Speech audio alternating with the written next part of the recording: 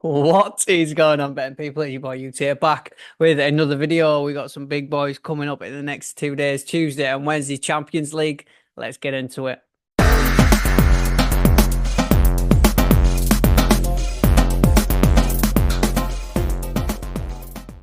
Yes, boys. So we are back. We'll give a quick recap on the weekend's game for the Premier League and the rest of the other leagues. We went down 0.85 units. It wasn't horrendous in the end. We did hit the two draws, Ipswich, Leicester, and we hit Man United, Chelsea, which was a good read. Other than that, we only needed really one more to come through for that profit. We had Cardiff scoring twice, passing in the 90th minute, 93rd to win against Norwich. We thought the late equaliser had been enough to get that draw, but unfortunately they went on and scored another. Milan to score in the second half. They had 4 or 5 big chances where they should have put one in the back of the net for that plus 170. Didn't get us over the line. Liverpool only turned up in the second half, ruining that score in both half bets. So, we take the loss, we move on, and we start building that bankroll again. It could have been a lot worse, but it also should have been a profitable slate for us. We tried our luck with a lot of draws. Sometimes it is good when it comes off because you do get nice odds for that. Maybe going forward, we'll just mix in one or two that we are really feeling. A lot of draws as well, I think, are good on the live look. If you're watching a game, I think a draw's something more playable in that live scenario than before kickoff. But yeah, let's dive into the slate. We have got a championship bet as well, but our prime focus is on the Champions League. So we're starting with the early kickoff. Slovan Bratislava against Dynamo Zagreb. Now, Dynamo, after the Bayern Munich loss, they've had some pretty respectable results. They've seemed to turn it around, got a little bit of confidence. And this is surely one that they're looking at for the 3 points. They have to pinpoint this game as some sort of way to get points because next up they have Dortmund, Celtic, Arsenal, and Milan. So there's some really tough games that they might not be getting many points from.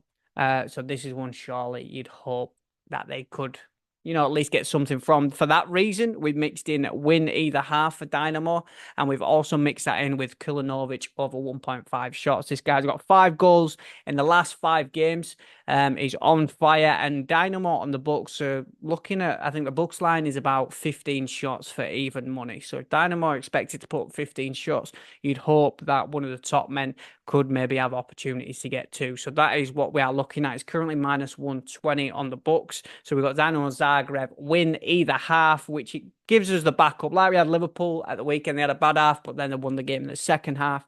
Having that win either half gives us the backup in case there's a bit of a blunder or something doesn't go quite the way that we expected, mixed in with Kulinovic, who should be starting up top on over 1.5 shots. Next up, Sporting against Man City. Super interesting one. Obviously, Amarin, United fans will be loving him to get a victory over Man City. He'll be a legend before he's even come at the club if he does. Sporting are a tough team at home, though. They're a really tough team to beat, and you can see that in the odds. Rarely do we see Man City at these odds.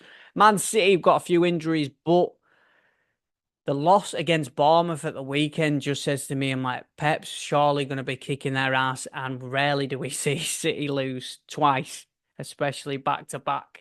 So this is a spot for me that I don't think it matters who they're against. I would kind of try find some value on the City side, which we think we have done. So again, we've gone with the bet builder. We've gone total match goals 2 to 6. If you're not familiar with this, you can go on match range. I think it's on Bet365 and maybe some other books as well. Say if you like the over 1.5, you can select 2 to maybe 4, 2 to 5, 2 to 6, and squeeze a little extra value out of that. But it's still playable, obviously, on the overs. But we are trying to squeeze as much as possible for these bets. Erling Haaland to have a shot on target. The big man, should really be turning up in the Champions League. He usually likes turning up against lower opposition, but this should be a tough game, but he should be looking to prove himself. He's not been red hot recently. He's had a lot of chances, a lot of big chances that he's missed, so we expect him to at least get one on target or have a chance to score in this one if City are putting something in the back. They are going to be reliant upon him because, like I said, they do have a couple of injuries as well. And then we got Man City to win either half. So Sporting turn up, or they win one half, we've still got the other half. It's not game over. until, City, we expect them, if they do go down, you'd expect them to maybe have a chance at coming back, or if they go ahead, maybe holding on. So that is what we are looking at. Current odds are sitting around -105. Game number 3, Real Madrid at the Bernabeu against AC Milan. Interesting one. We have gone for a +105 bet, and again we've gone with the match goals. We've gone 2 to 5.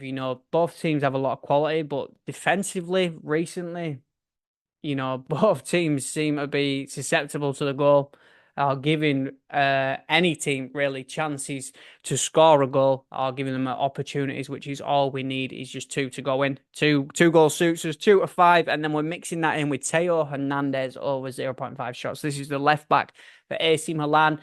Sometimes he is on set pieces, mixed in on penalties as well, so we do have that extra kind of hope if that is mixed in. But Teo Hernandez also used to play for Real Madrid. That is a team that let him go. So I'm hoping he might have something, bit of a bee in his bonnet to try prove to them, or try prove his worth, which he is one of the best left backs in the world. And sometimes in this Milan system, he does act like a left winger. So they should be seeing opportunities, and he's never afraid to let one fly. So +105, I think the match goals just increases Teo's odds. I think it's sitting around -165 for a shot. So the match goals, the range mixes that in, gets us plus money, which we are hoping for, to see something, to see some goals in that one. The next bet, we're moving on to the Championship. Now, this is just a lane. This will just be a half unit bet.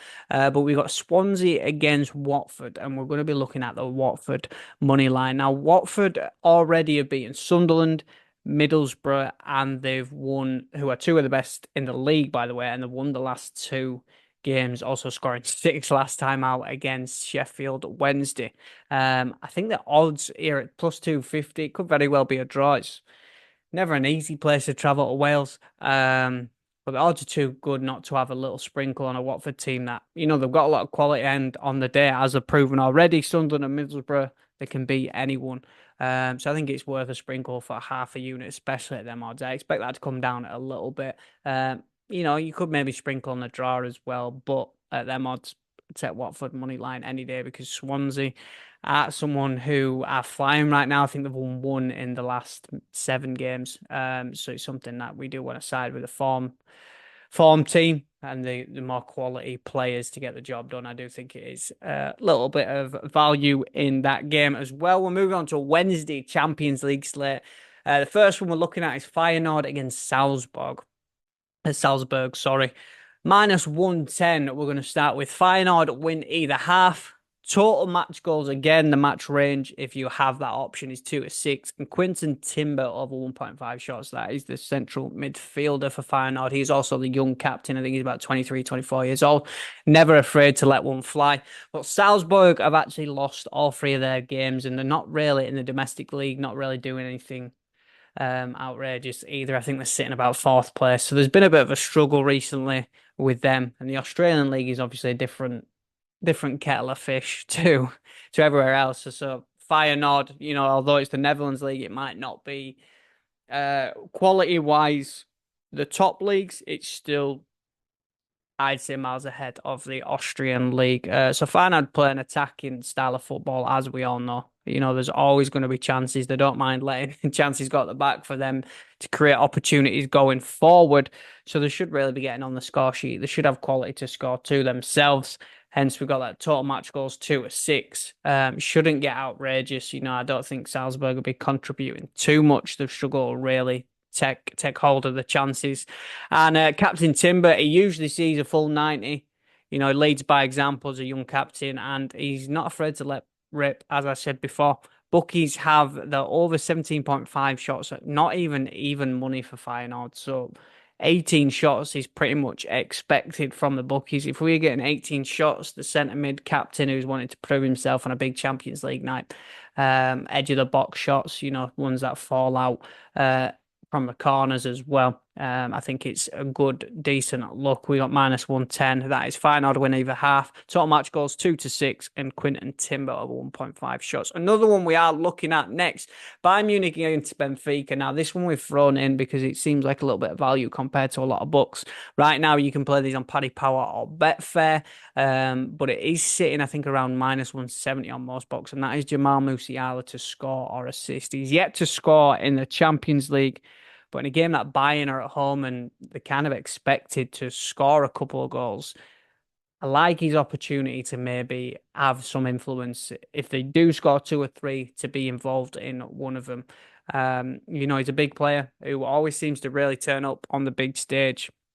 He's yet to score, like I said, and someone in the middle who's always involved in the play in that 10 role.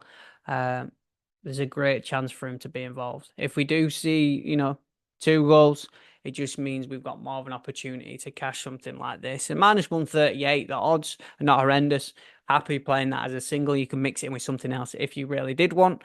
But -138 compared to -170 already on most books, I think is value in my eyes, even at them odds. So that is the bets that we've got right now. We are looking at maybe adding a few. There might be something like looking at maybe something in the Coventry game as well on the Wednesday for the Championship, but we will probably decide on some others tomorrow as we hear more lineup news and injuries and etc. So do go check out my XUTO_betting2. That is where you get all the updates. That is where you get bets that won't be posted on here and everything else. If you do like footy cards, footy stickers, I do stream pretty much daily over on Whatnot, UT_card collection UK, and we are on Instagram, TikTok, Spotify. We've got a podcast episode coming soon under Tea&Tackles, so do check that out. Looking forward to getting the boys back together for that one. But yeah, that is what we have got so far for Tuesday, Wednesday slate. Do check out everything else for any updates. As always, let's cash.